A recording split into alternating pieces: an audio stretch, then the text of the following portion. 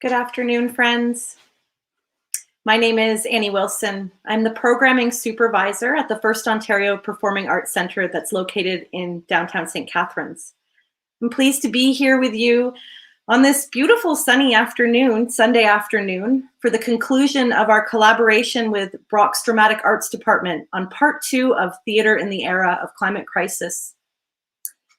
We meet today on a virtual platform which offers an opportunity for us to reground ourselves in physical place.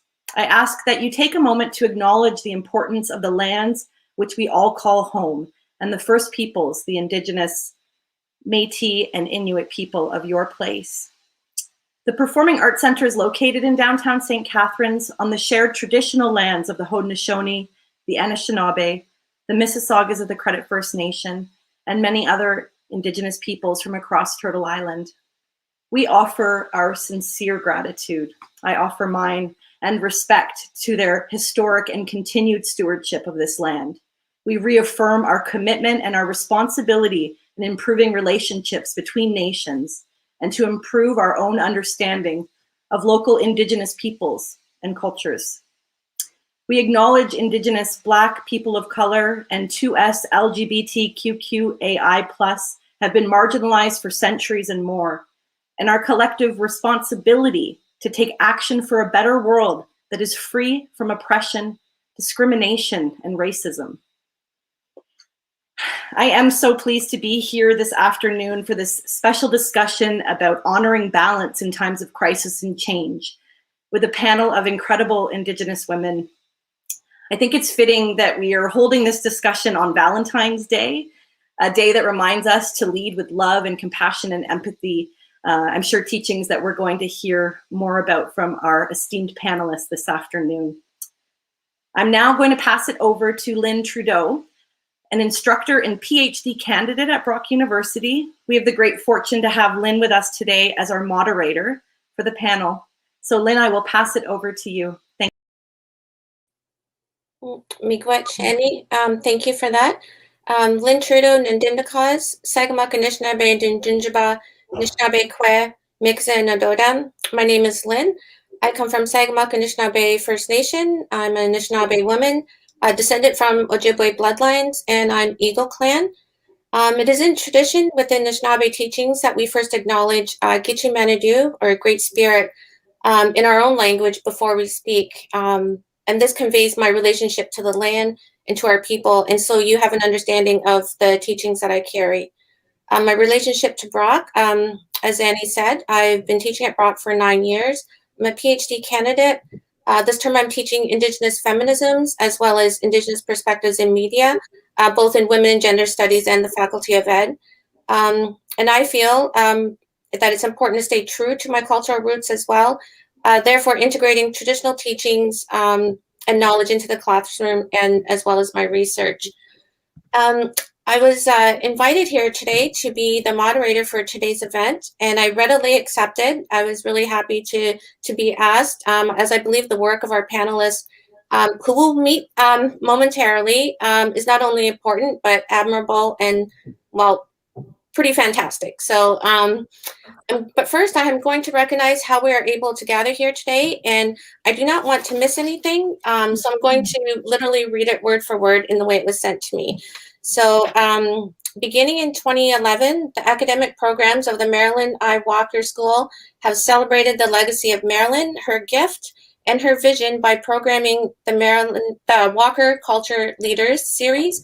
The ongoing development and refinement of the Walker Cultural Leaders program facilitates invitations to recognize cultural leaders, top researchers, visiting artists, scholars, professionals, theater companies, producing and presenting organizations, associations, and others to contribute to the intellectual and creative life of the school and the Niagara region. Today's presentation also benefits from the support of Well Earth Collaborative, a group of physicians and humanists interested in pursuing reciprocal healing between humans and the earth and many other than non-human habitats. So I was really happy to read that last line, as it's a great link and a foreground to today's conversations. I do have to pause for a moment. today, as Annie said, is Valentine's Day. You know, a day that we do express our love to our sweethearts and loved ones. Some of us, though, understand Valentine's Day as a way to embrace same love through acting in support to our missing and murdered Indigenous women and their families. Right now, across some of Canada's major cities, there are marches being held for missing and murdered Indigenous women, and it's occurring, and it happens yearly on February 14th. I was on my way out of the door a few years ago to speak at a red dress event at Brock, and my son reminded me that all these women, mothers, daughters, aunties, sisters, that they were someone's sweetheart too. Today, while our community's allies and advocates are marching, I share this reminder with you as well. So, you know, much love to our stolen sisters. Yeah, some of our women are forever gone, but because of the disruption of our ways in being and the devastating effects of that colonialist worldview, which I am sure some of the dialogue here today will mention that overarching colonial structures and quite conversely, the consequences associated within. So I am just going to give you just a brief overview of how today's going to run. Each panelist, Audra, Diane, and Santee, will give a brief introduction of themselves and a 10-minute speak as it pertains to their work. And then that'll give us all time to get situated, get to know them a little bit. And then around 2:30 or after that, we'll open up for some questions and a little bit of more of a conversational piece. So first I welcome Audra Maloney. Audra?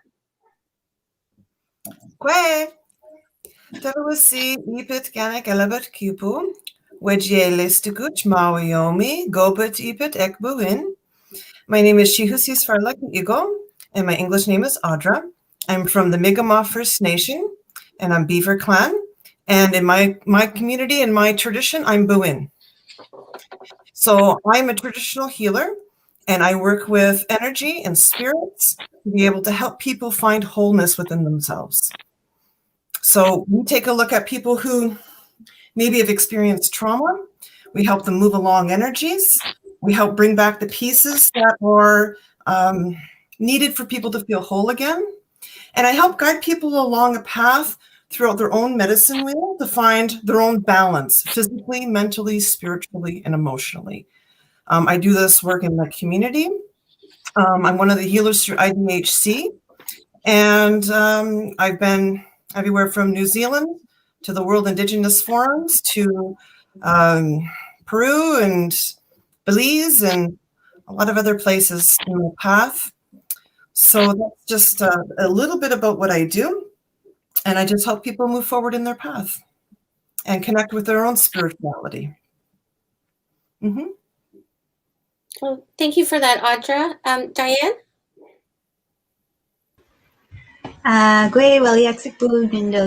Dionne Simon. I am also Mi'kmaq from the East Coast. My maternal family is from Buckingeg First Nation, and I'm registered with Fort Folly First Nation. My father was a hereditary chief with the Gitxsan Nation, Killer Whale Clan. I'm a mom. I have 3 kids. I'm a trained midwife. I'm just finishing up my master's in public health right now at the University of Toronto, and I'm tuning in from Toronto in Toronto right now. I'm very excited to be here. Wonderful. Thank you, Diane. Santee? Sego, Skanagoga, Santee Smith, Dagalunyakwa, Nyungyat, Skungwehoi, Ganyangehaga, 6 Nations of the Grand River Territory. Greetings.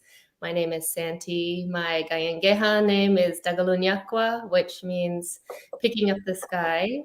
And I'm here on 6 Nations and happy to be in your company and sharing today. Yahweh.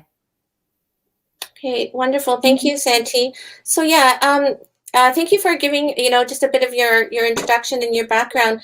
And so I guess we'll just kind of jump right into this. Our title today, Honoring Balance in Times of Crisis and Change, Strength in Indigenous Women's Perspectives, hence the 3 of you being here. And your work is really speaks to this. It's almost like a cultural response to everything that's happening right now. And unfortunately, when we talk about crisis, it's not just the climate change that sometimes we have to talk about. Like, our communities have been in states of crisis for quite some time, and it seems that only now that it's starting to affect everyone that we have to start, getting that message out and talking about it. So I'm just wondering if you could, I know, Santee, you're doing some work that's going to be debuted, I believe, at the Celebration of Nations that's coming up in St. Catharines. And so just before we get into some of the work that's being identified directly to climate change, I'm wondering if you can expand on even that language piece. When you talk about Scano, the title of your work that's coming out, and the whole concept behind that, and what's embedded in all our language. Just like Anishinaabe, there is no feminine and masculine. I can only address you as a living entity or spirit. So when you can, this changes the whole worldview and puts you in a different place of thinking. And I'm wondering if you could expand on Scano, that language and what that means to your production that's coming up. Yeah, for sure. Skana it translates to English to mean peace or balance. And it's foundational to how we should be interacting in the living universe in reciprocity and responsibility, and always working to find balance within self, within your family, within self, within your community, within self, within your environment. So we all are a part of this interconnected web of life, and humans are just one strand, not the whole strand. And it is our responsibility to always be actioning, working, moving, embodying Skana and promoting Skana. Skana then has lots of meanings and connections to Haudenosaunee, or what we would call Ongwehoin Neha. It's how we believe and move within our world, from our practices to our beliefs, our dreamings, our ceremonies, and basic way of life. And so it was really important for me. Skana is a third work within a triptych series, which was focused on Indigenous women creators, international, and to be in Skana because we experienced, and you mentioned it earlier about murdered and missing Indigenous women. It was a response to that the world being out of balance, that there was this colonial influence that really.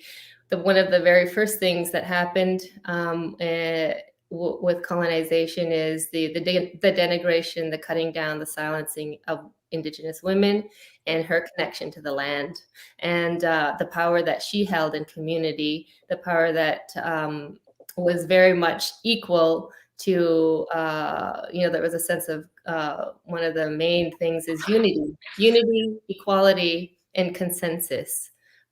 So, I mean, we're dealing with the results of that today. So part of that work is it's all, as you say, interconnected, as we are all interconnected. And one of the things that I wanted to, I can talk about it later. That was good enough, right? I don't want to take up all the time. No problem. We'll circle back for sure. And so just ask them, Audra or Diane, whoever wants to grab this question, just kind of going off what Santee was saying, and both of your work, and there's kind of this underlying message of rematriation. How has this concept, does it affect your work, and has it always, in fact, influenced what you're doing today? Go ahead, Diane. Yeah, sure. Yeah, no, I think I think today as well, like recognizing and remembering the women that were lost and stolen from us, right? And I always think back, the first activist that I grew up knowing about was Annie Mae, right? She was Mi'kmaq, and she's the first activist I learned about. She's also the first woman who was murdered and missing that I grew up knowing. And this is something that as women we grow up knowing that this is our reality, right? And we recognize the lack of justice that exists, right? The lack of justice that a lot of those women don't have, that those families won't have, that this is the injustices of the world. Like, we need to start challenging this, and then my role as a midwife was really kind of working with each woman, every pregnancy, every birth at a time, right? Trying to work on rebuilding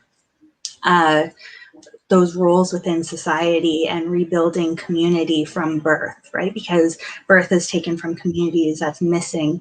And we need to kind of rebuild those bonds and that community responsibility to that child and to the women. Audra, would you like to further that? No, I think that's beautiful. And, the kind of work that I do is I help the spirits after they've passed over to find peace, and I help the families find peace. And it can be heavy work. It can be heavy work, but it's important. It's important work. There's just too many. There's just too many within our communities from coast to coast that are experiencing this, and it takes such a heavy toll on our families and our communities. So, yeah.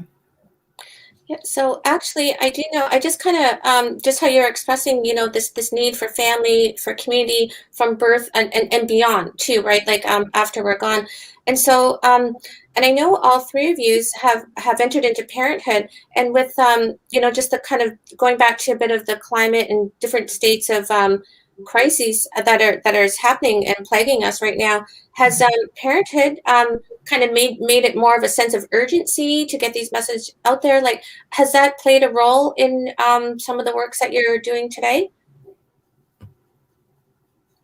Do we want to just go back to Santee and kind of go in the order we started? Sure. Yeah, my daughter, Samaya, she's now, she's in her last year at McMaster University Health Science, so she's not little anymore. But yes, being a mother totally changes your perspectives and in your outlook and vision for the future for your children and grandchildren coming, and you really understand the need for looking 7 generations ahead. But that has always been a philosophy that we've carried since forever. I think it goes back to like the things that we're talking about now. Chief Seattle and Discahe and people like that were talking about the same thing hundreds of years ago about the the future of the land.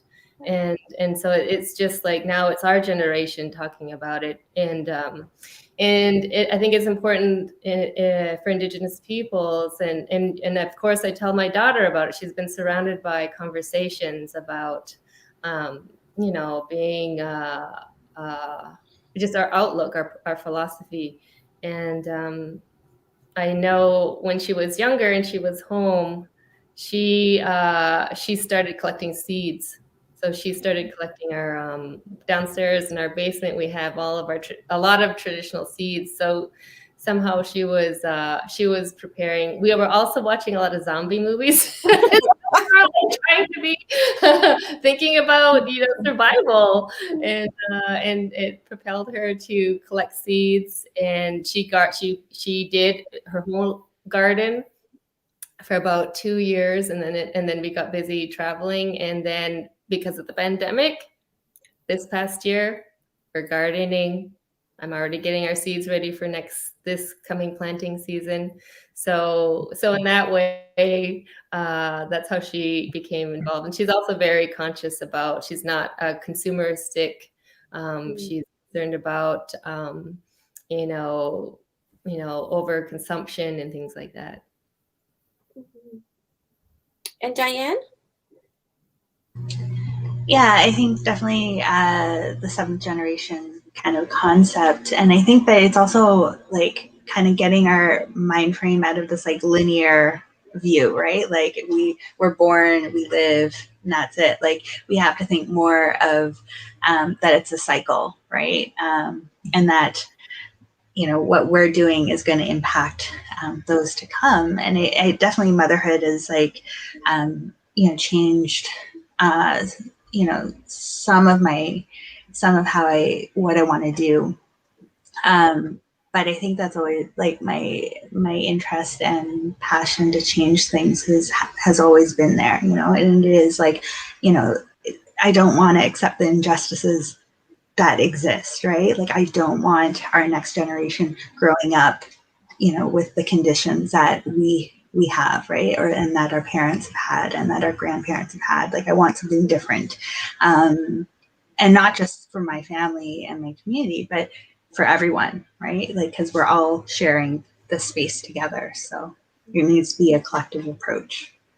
Yeah, for sure. And just the way you're talking about kind of co-creating and creating new narratives, right? Because there's been too much of our truths that haven't been told as of yet. And sometimes it's just starting to come out. So yeah, thank you for sharing that, Diane. And for you, Audra?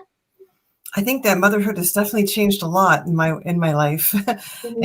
and in our perceptions of what is still very, very important to look at and to instill in our children. I have twin girls who are 14 and another daughter who's 12, and then my son who's 10. And they've been raised to be part of the Murdered and Missing rallies. My one daughter, Ayla, is a jingle dress dancer, and her dress is red, and she likes to go and dance to bring healing for those families that are experiencing those issues. I think that I like to bring that conversation of balance back to my children, and what we need to do to find balance within ourselves and within our own self-love. And I think that it's a change of perception that needs to happen in society when we take a look at, you know, what's important, what's valuable, what's sacred, what's fundamental, and to honor that, you know, in our young ladies, in our community. Yeah, for sure. So that definitely has proven to be something that's kind of pushed that urgency, I guess, and really made you, like you said, Audra, take this different perspective and look at different things, because something is more important. Different things are more important to us now as mothers, I think, and what I heard you saying there.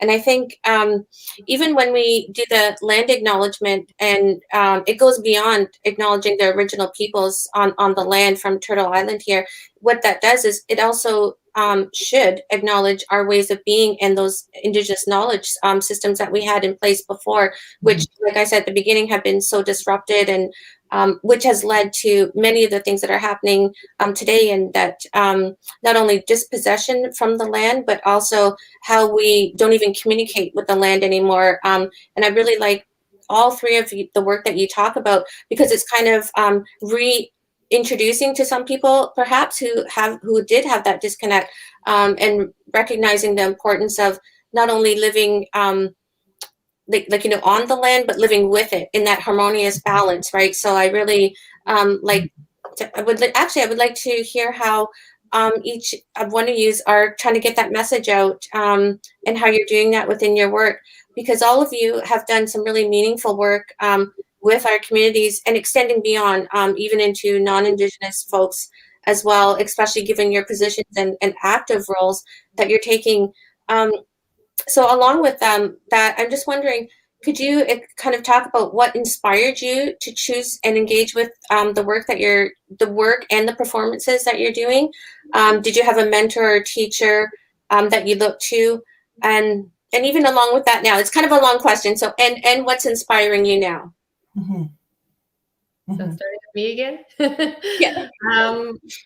I have a lot of inspiration from, and I gather it over the years. So I feel like my every year is a culmination of all of the teachings and things that I've heard from, read about, and done my own research. I'm consistently learning, and I'm hungry to learn. I'm curious. I want to know more. I want to understand things. I want to understand things from a Gaingahaga way of looking at it. So that's continually inspiring for me. And then as an artist, I take my job as my responsibility as an artist to community.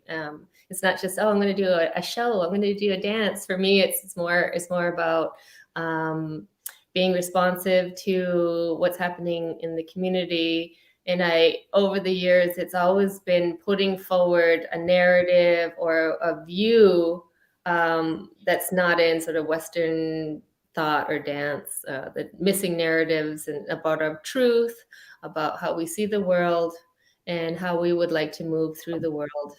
So that is always continuing inspiring for me.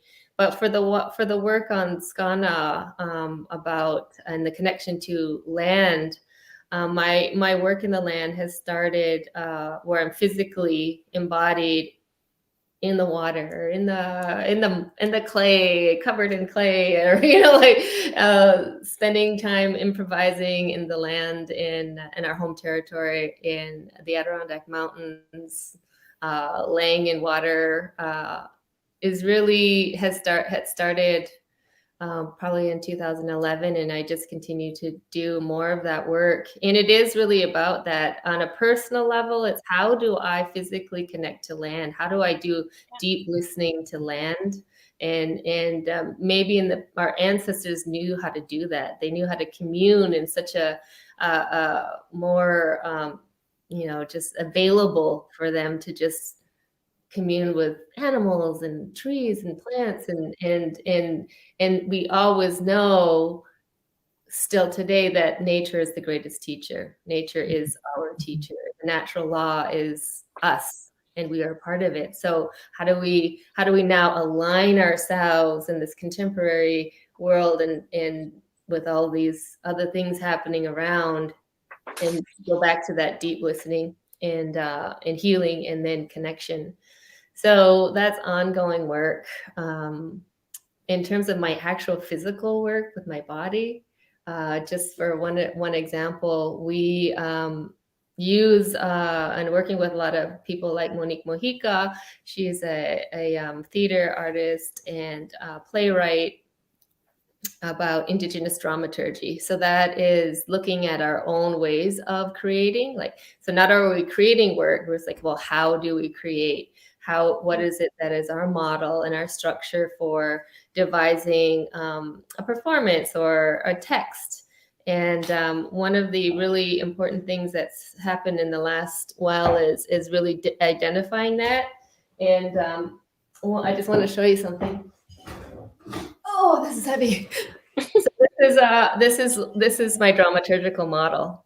This whole piece actually is my dramaturgical model. This is a piece created by my father. So I'm also an earth worker. My whole family has been involved in pottery making. But these designs are based on ancient shards that have been in this area in the woodlands. And they sort of are replicating the natural energies of the natural world. So you can kind of see mountains. You can see this a lot. You see this undulation like a wave. You could see it on my arm. So I'm embodying it all. So looking, and you can look at that scientifically. You can look at that the energy of the waves coming through, and then how do you embody that?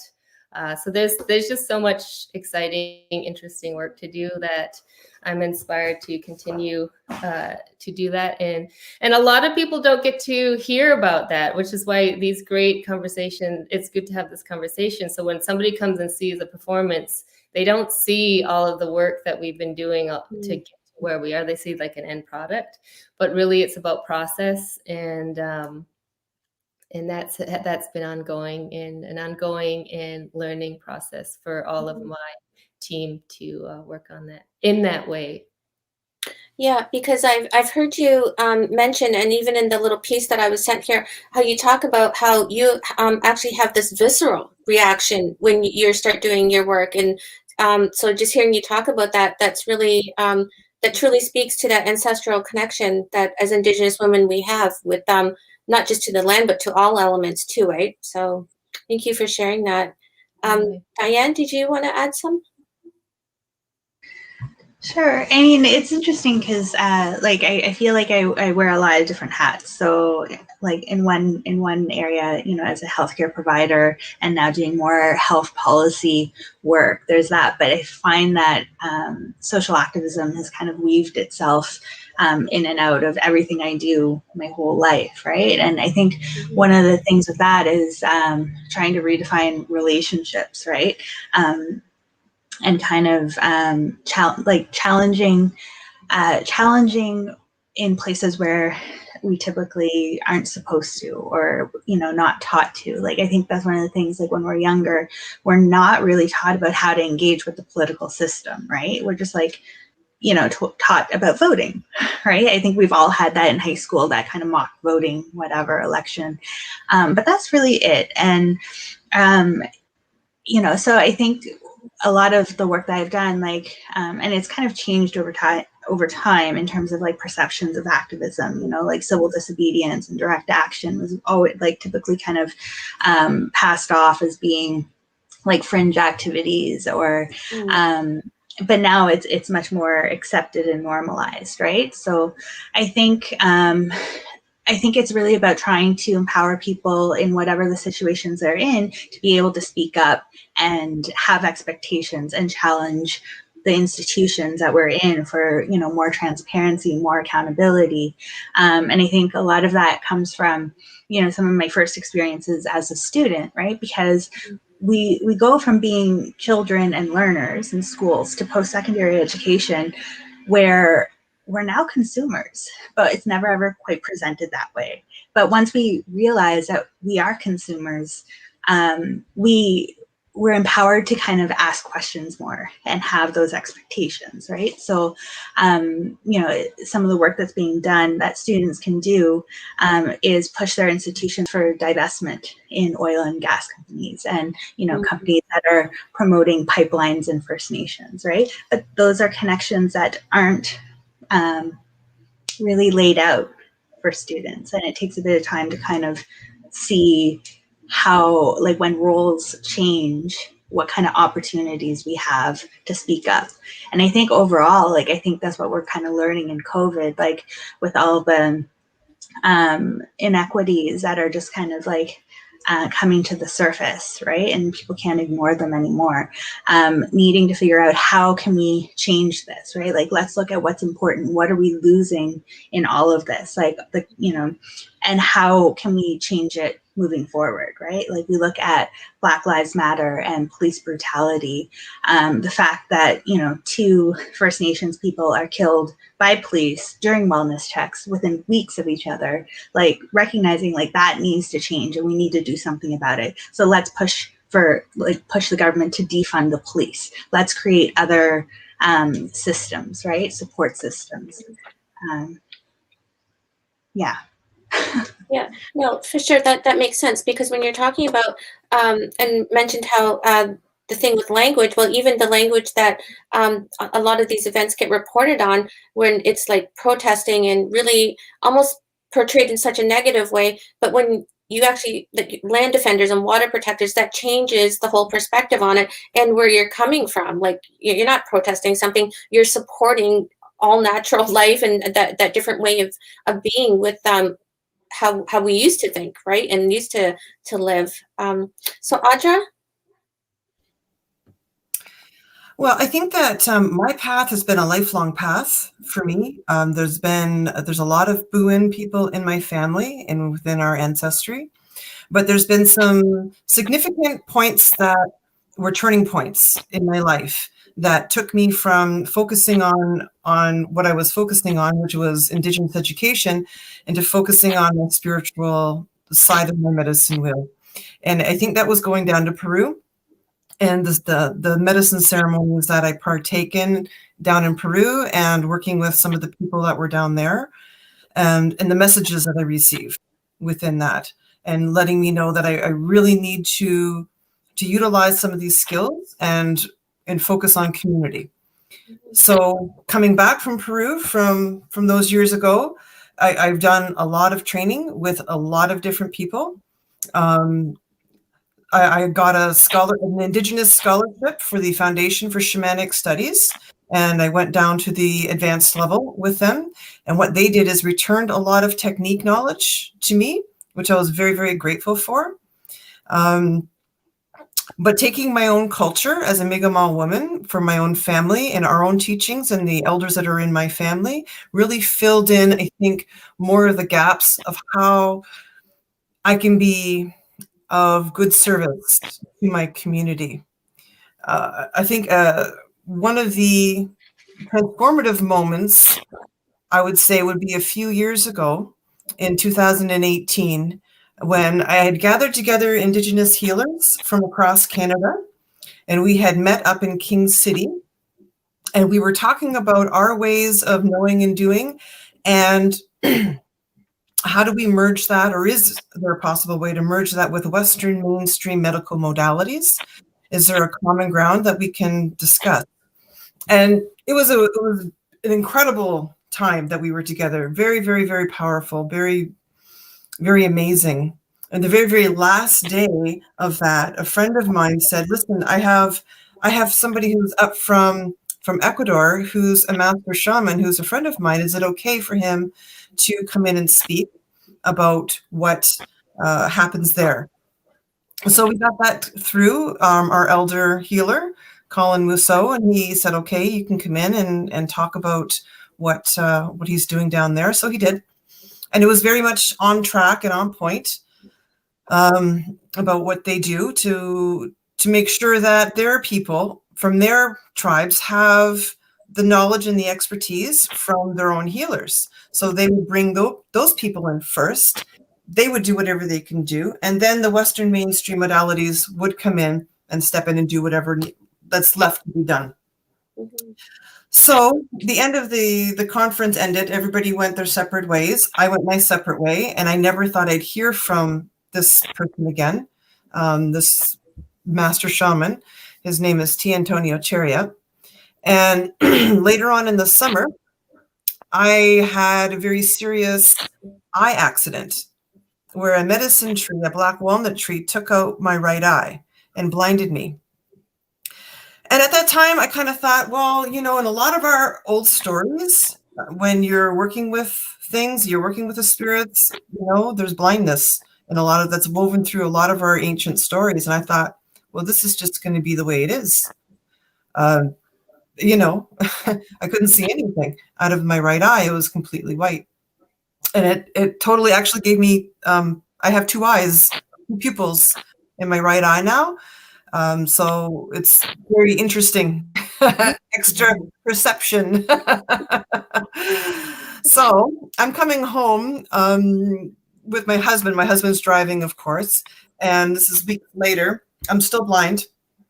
And I get a phone call on Facebook Messenger from this master shaman, T. Antonio Cheria. And he says, listen, I am up from the jungle from Ecuador. And I said, what? This is great. And he said, listen, I want to come and visit with you. And I told him what had happened to my eye. And he said, I'm going to come and see you. I'm going to come and take care of you. So I call up Wendy Hill. I'm like, oh my God, he's coming down to my house. You got to come over. So her and her husband came down. But before he got there before then, he went downstairs in my space, in my room, and he did a very, very ancient ceremony on my right eye and returned my sight. My sight returned that day, and I was absolutely floored. So he actually started to stay with us in a trailer that we have, and he started to work with me and mentor me on sessions and healing ceremonies. We did healing sessions across Southern Ontario in different communities, and various ceremonies that we offered as well.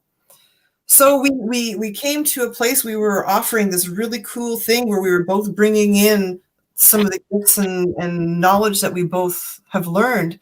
So I think that portion of it, and it's a really actually much a big longer story than just that, but that's the Reader's Digest version of one of my mentors, because there's many. There's really many. And I mean, I was down in New Zealand in 2018, and the Maori asked me to come down to the World Indigenous Business Forum to set up as a healer. So I did, and I started to do work down there, but I was there by myself. And I'd never been that far down the earth before. And there was a real big shift and change. And some of the things that I did there, I really needed guidance. And I was so grateful to, when I got back, to be able to speak to Grandmother Renee Thomas Hill, and that to be able to get advice from her has been transformative for me. And there's a lot of people that I reach out to. It depends on what it is. There's a lot of people I've learned from. Joe John Santapass out from out east is one of my elders. Gilbert Sewell within my family is one of our elders. And so that's, I guess, a little bit of my path and how I came to what I do now. And I work with other healers, Indigenous healers too, from Peru as well. So that's a little bit where I've come from. Mm-hmm. Yeah, because I know I heard you talk about how you're working with different energies and that sort of thing. So that kind of falls in line with that. And also, thank you for sharing that personal connection. Just a comment on the side there that was saying great stories. So that kind of, that knowledge, that matrilineal lineage, sometimes, it's important to tell our stories and, just have those, bring those to light. And we mentioned here, all three of us, or all three of you, sorry, somewhere along the line when you're talking about there's our old ways and medicines and stuff and these prophecies that have been amongst all our nations, that foretold of many things that were going to happen. I'm just wondering, and another question for everyone is, do you think that the global pandemic, because that's that's happening real time right now, so it's I'm wondering if you think that has helped, especially the idea that we're all wearing masks, where we thought this might be something that happens 50, 100 years from now or something. And so do you think that this perhaps is an awakening to humankind overall, especially now that we're pushed to consider the world we want and essentially the world we need to live in? Thoughts? Mm-hmm. Can I say something? Of course. I think that there's a change of mentality that it's come time for. I think that there's a different a different understanding of our relationships that we engage in. And I think that it's time for us to talk about this on Valentine's Day, because, it's a day of love. And ultimately, this is what I'm about to talk to you about, is about self-love and how critical it is for us to develop that self-love at a sacred level. And I just want to illustrate something real quick with another short little interlude. Think of yourself as a gardener. Think of yourself walking into your garden and looking down at your plants.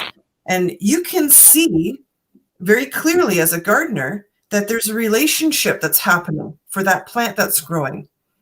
It's the quality of the earth. It's the amount of sunlight that's filtering through. It's the minerals that it's being able to pull up. It's the rain that's falling down. It's the wind that blows through. It's the bacteria that's in the earth. It's the other plants that are growing around it. And all of those things will determine the quality of that plant. And I think that we can all agree upon that.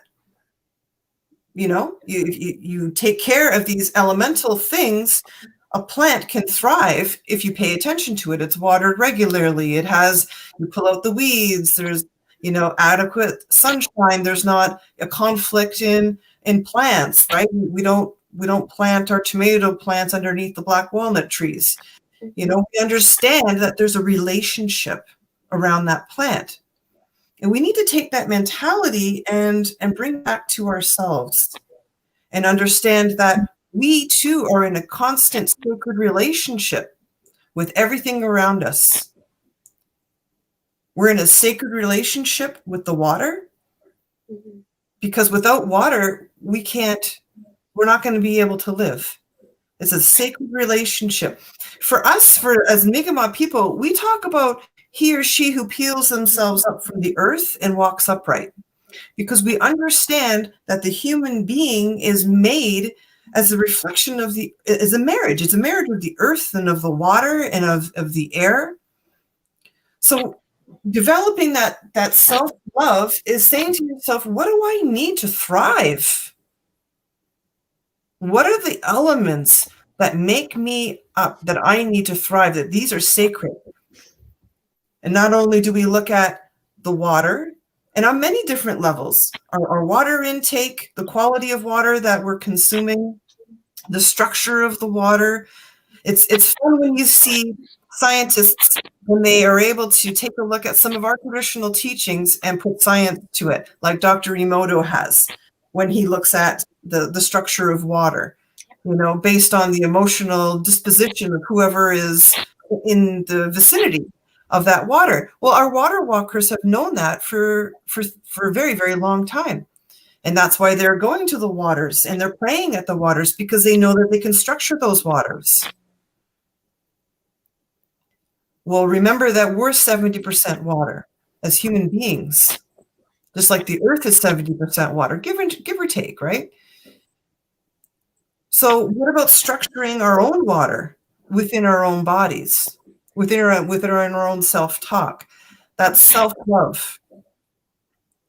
When we're connecting to that water and we're acknowledging that water and we're meeting that water with the gratitude, when we're developing those relationships at that sacred level, really, really developing them, we're not interested in polluting the water, because we understand that water becomes part of us, that we're that connected to it. And it's the same thing with the air. Hold your breath for a few minutes and see how important it is. It's true, right? So how important is it for the human being to breathe deeply, deep into the lungs and push that oxygen into the body and into the brain? How important is that? How important is it to be grateful for that air and that relationship, just to be mindful even of your breathing, mindful of some breathing techniques? Well, when you start to become connected, you're no longer interested in polluting the air, because you understand something fundamental that we've always known as Indigenous people, is that we are part of that. We, as Msit Nogamau, we are all related. And the same thing goes with the earth. We carry those minerals within our bodies, within the earth. And really, really understanding that, and really, really knowing that we need to ground ourselves with Mother Earth, that our brain operates at the same frequency as the earth does, and that we are really, truly children of the earth, and taking that time to be grateful and really developing that sacred relationship with what makes us up as human beings. When you do that, you don't want to pollute the earth. It's a change of mentality of and truly honoring balance, and honoring our balance, and seeing our sacred relationships that make us up as human beings, and starting to interact with them on a level of gratitude. So I just wanted to share that little piece. Yeah. No, thank you, because that's important to not just to look at the interconnectivity, but also about the interdependency, right? That's all shared within that same sort of cycle. Diane or Santi, did you want to kind of about how the pandemic and mask wearing, and if you think that's kind of awakened something in our society today? Yeah, definitely. Oh, sorry. I'll let you go, Santi. I think so. I mean, as you said, that people are more aware of our interconnections and dependencies, and I think that maybe it's reached more of a mass, obviously, because the pandemic is global, and maybe it's the first time people are thinking, "Oh, wow, we're what's happening in another part of the world now. A new variant is coming, and now it's coming here." So people are more conscious of how connected we are, and how one ripple effect can affect everything. And so I think that's like the biggest teaching. The other thing is that it's caused us to act, aside from wearing masks, it's caused us to slow down. I know for me, almost came to a stop. I was on tour. I was last March. We were on tour. We were just to fly to Washington D.C. to perform at the National Museum of the American Indian. We canceled the day before our flight, and since that time, I've been home here on Six Nations. But it has been a blessing for me to be home. So we're thinking, I think a lot of people hopefully are thinking about home, like what it is our home. And that connects to like our immediate local home and our family home, but then, the earth as our home. And so that's something, and you really see, if you watch the news or you look at certain people's reaction, you can really see that real sense of individualism that is, I'm not wearing a mask, or the issue of real, I would say, individualism versus community, and the care that we would extend to others, in that sense of compassion, that sense of understanding, and integrity to the whole, as opposed to, I have my right. So I feel like individualistic right, versus communal consensus in looking at the whole.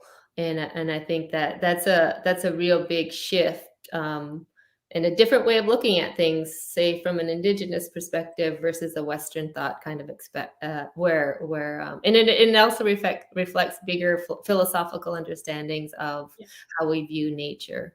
So going back to climate, going with nature or setting up nature as something that is in opposition. Yeah, for sure. Diane? Yeah. It's interesting because with COVID, a teaching that has been told to me keeps coming to mind. And whenever there's a big change, not to rush the decision and just to kind of sit with it through the 4 seasons, right? And that's kind of like when I think about COVID and when the first lockdown happened, and we're kind of getting to that full year cycle soon, right? And hoping, I think there's a lot of people have been reflecting on the past year, what is important. I think it's really highlighted a lot of people's vulnerabilities, and I'm hoping that it can influence change moving forward. I think the fact that we can see like the great lengths that the government is willing to go through to protect the economy, I think we need to start pushing for that same attention and focus on the environment and on climate change, and protecting people. I'm not quite sure where or how this is going to happen. Like, I think we need to all get more comfortable speaking up and calling things out, calling out the injustices, naming it for what it is, talking about white privilege, talking about colonialism. And it's hard. It's hard being that person constantly standing up saying, wait a minute. But we need to get to normalize that, right? And counter the messages, always all cancel culture. And it's not. It's holding people accountable for the decisions that are being made that affect all of us, right? And I think once people realize that, like, making these changes are for the collective good, I think there's power in that. But we just have to it's up to each and every one of us to start challenging the narrative that has existed up until now. Yeah, for sure. And even the way these messages are coming out. And I think that's why, Santi, it's so wonderful to have you sit with us today in the circle, because you offer that. It's not coming off the news. Do you know what I mean? Like, you're offering it in such a way to the public that it gets presented, telling our own truths in your own way. Do you know what I mean? Like, that's a whole different perspective. And I know I was listening to you yesterday speak and how you want to even engage the audience in your work. So it kind of takes it to that next step where you're actually engaging with it and you're embodying what's being told to you, and you're really, because once you personally experience it, it's hard to unknow what you've just been experienced to, right? So I think that's a really, like I said, I'm just so glad to have you here and talk to us, and especially tell about how, like you held up your pottery, like that's your teaching. Do you know what I mean? Like that's kind of, those things are special, right? And I just wanted to say something else you said there about how, whoa, it's time to slow down. And it's so easy to get into that real fast pace, life. And it's almost like we just go through the motions and we stop going through the emotions, if that makes sense. And, you kind of, now we do have to sit within ourselves, sometimes literally, like physically, and kind of think about those things. So I think I too agree that, perhaps this is a bit of a wake-up call, because now all these threats, whether it be the virus or climate change, and the fires, the flooding, the droughts, I mean, there's such drastic highs and lows that, maybe it is time that, like, it's not, those things aren't just affecting Indigenous and marginalized communities anymore, that we're starting to see it on such levels that the world has to pay attention, right? So I don't know, unfortunately, maybe that's what it's going to take, because there's literally documentaries about our Indigenous youth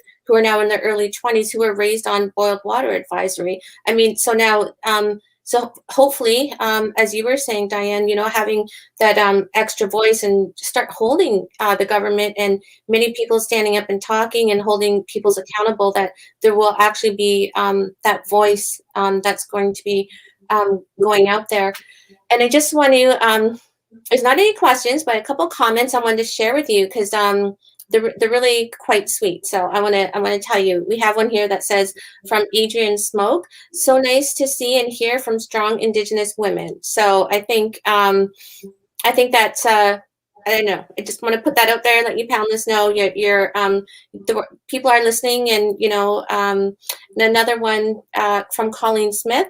Thank you for sharing your stories and your wisdom. And so yeah, and I just I'm kind of close it off, but I want to leave you all with that last bit. So I want to know from your own work, your own stories, how you've come to be in the place you are, and those teachings that you hold close to your heart. What is, if you had one thing, what would that be that you want the audience to leave today and carry that on with them? I guess we'll go back to our original order there, Santee. So not much time to think about it, I know, but I would say just to summarize a little bit what we've all been talking about, that just to think and act upon your individual sacredness within the living universe, in the creative energy and the creative force that we are all a part of. That we can't see, but we know exists. And that to tap into that, whether you're an artist or you're a midwife, to align yourself to that sacred natural energy is what I hope for everybody to do. I'll go. Miigwech, Santi. I guess I would add land back, and let's push the government to start honoring the treaties. Audra, did you have some last words? I'd like to leave you with these words. You are your own greatest medicine. And when you see that within yourself, then everything else comes into place. Okay, wonderful. I want to personally thank Audra, Diane, and Santee for coming and sharing your time with us. And just to reiterate kind of the things that have been said here, and I think, Santee, you kind of mentioned this in your speak in the beginning, is all our teachings come from the natural world around us, that sort of idea. And I think when we remember that, the Great Spirit Gitchumanity first gave us water and land, and then the plants, there's this natural order of things, like, and then, our animal life and aquatic life. And then last of all, as humans, we're breathed into being, right? So, as much as the plants are relying upon the soil, relying upon water. All those things come before us, and we rely on all those things. So I think if we start thinking of it in that way, and if everyone kind of does, just kind of stressing how, we need our plant life, we need all everything, kind of this title, right? All honoring that balance. So yeah, again, I just want to say, Chimigwech, many thanks to all of you. It was such a pleasure sitting around having my tea and a bit of conversation. So yeah, really appreciate it. And thank you. Have a great day, everyone. And that's another thing. I want to thank all the people who are watching, our audience. We're very grateful that, you came and spent the afternoon with us. So thank you, Miigwech. Walaliak, apnemustis. Love you.